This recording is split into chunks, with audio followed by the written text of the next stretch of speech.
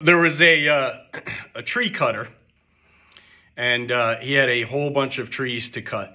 And this was going to be his first week cutting trees. And he said, I'm going to set the record on the amount of trees that get cut down. And it was Sunday, and he was prepping himself, and he got to bed early, and he ate a nice dinner. And he woke up before his alarm clock went off, and he grabbed his saw, and he headed out to the woods.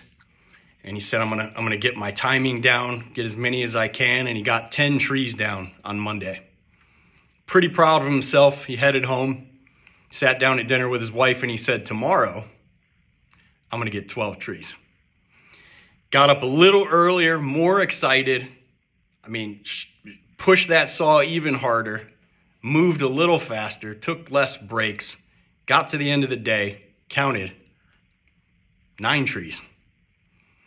Said, all right, I got to do better tomorrow.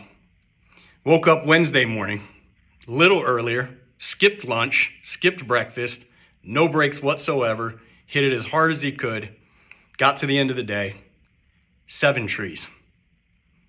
Thursday, 5 trees.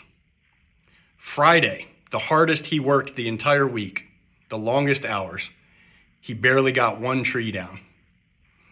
So he's taking the weekend off, and he's at breakfast with his wife at a little diner, and he sees a legendary old tree cutter, and he slides over next to him and he says, let me ask you a question.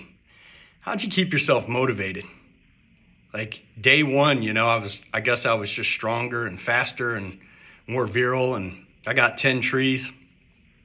By the time I got to day 5, I barely got through 1 tree.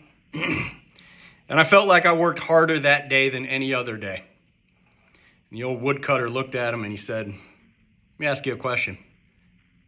When's the last time you sharpened your saw? And the woodcutter thought to himself, and last time he sharpened his saw was the previous Sunday. And that takes me to Abraham Lincoln's quote, a little bit different tool, but he said, give me 6 hours to cut down a tree and I'll spend 4 sharpening the axe. And Wiser Wednesday to me, the Waste No Day podcast, audio books for text for people in a vehicle all day, foregoing the music that your counterparts are listening to is a discipline of sharpening your saw or sharpening your axe. If you're fortunate enough to have a manager or an owner who forces you to be here for this, consider yourself among the lucky ones. If you're getting paid to be here as well, truly blessed.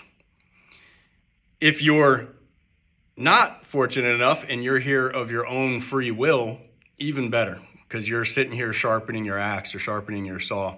And I just want to say that sharpening your saw, sharpening your axe in this world, what we do, sales, technical world, whatever it is you do, install, management, leadership, sharpening your saw or axe is really the voluntary time you spend doing it.